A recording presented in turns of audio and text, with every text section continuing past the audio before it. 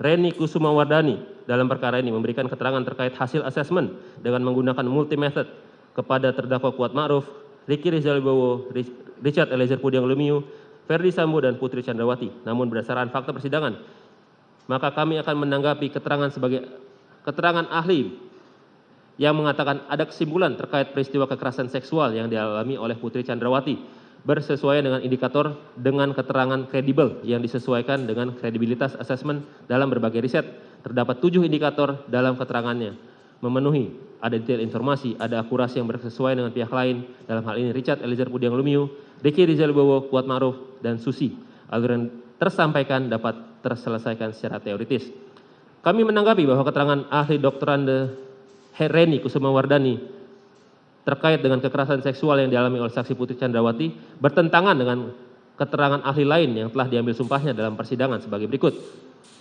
Bahwa berdasarkan keterangan ahli Aji Febrianto selaku ahli poligraf dalam persidangan mengatakan bahwa saksi Putri Chandrawati terindikasi berbohong ketika diperiksa dan diberi pertanyaan apakah Anda berselingkuh dengan Joshua di Magelang, yang juga dinyatakan dalam berita acara pemeriksaan laboratorium kriminalistik nomor lab 392 9 September 2022.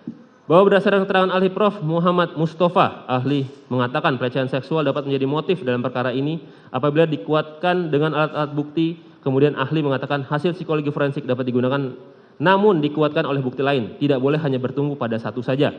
Bahwa berdasarkan keterangan saksi Beni Ali dan Susanto Haris mengatakan bahwa saksi Putri Chandrawati mengatakan adanya kekerasan seksual yang dialami di rumah Duren 3 pada tanggal 8 Juli 2022. Dan pada akhirnya diketahui bahwa tidak ada kekerasan seksual yang terjadi di rumah Duren 3 pada tanggal 8 Juli 2022. Bahwa berdasarkan keterangan saksi Richard Eliezer Pudiang Lumiu dan keterangan saksi Susi menyatakan bahwa tidak mengetahui adanya pelecehan di rumah Magelang pada tanggal 7 Juli 2022. Sehingga keterangan para saksi ini tidak sesuai dengan keterangan ahli Reni Kusumawardani yang menyatakan bahwa kesesuaian informasi mengenai pelecehan seksual yang dialami oleh saksi Putri diperoleh dari keterangan Susi dan saksi Richard Eliezer Pudiang Lumiu.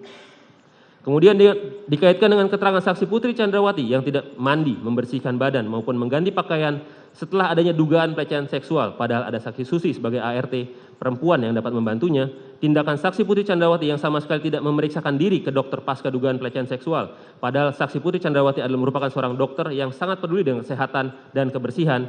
Adanya inisiatif dari saksi Putri Chandrawati yang masih meminta dan bertemu untuk berbicara dengan korban selama 10-15 menit dalam kamar tertutup setelah dugaan pelecehan. Tidak adanya tindakan saksi Ferdi Sambo meminta visum padahal saksi Ferdi Sambo sudah berpengalaman puluhan tahun sebagai penyidik, dan tindakan saksi Ferdi Sambo yang membiarkan saksi Putri Chandrawati dan korban berada dalam satu rombongan dan satu mobil yang sama untuk isoman di Duren 3, serta keterangan terdakwa Kuat Ma'ruf terkait duri dalam rumah tangga, sehingga dapat disimpulkan tidak terjadi pelecehan pada tanggal 7 Juli 2022 di Magelang, melainkan perselingkuhan antara saksi Putri Chandrawati dan korban Nofriansyah Yosua Huta Barat.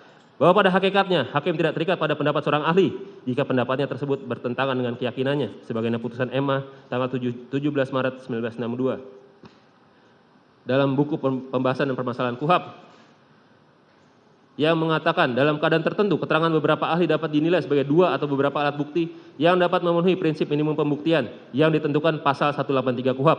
Alasan yang memperkuat alasan tersebut adalah apabila keterangan para ahli tersebut diberikan dalam bidang keilmuan berbeda dan apa yang diterangkan oleh para ahli tersebut bukan mengenai satu hal atau keadaan yang sama, tetapi mengenai dua hal atau keadaan berbeda antara yang satu dengan yang lain namun saling bersesuaian. Kemudian apabila dihubungkan dengan keterangan ahli mengenai adanya kekerasan seksual yang dialami oleh saksi Putri Chandrawati bertentangan dengan keterangan ahli lain maupun keterangan saksi, sehingga keterangan ahli mengenai kekerasan seksual yang dialami oleh saksi Putri Chandrawati tidaklah dapat diterima sebagai alat bukti yang sah sebagaimana diatur pasal 188 KUHAP.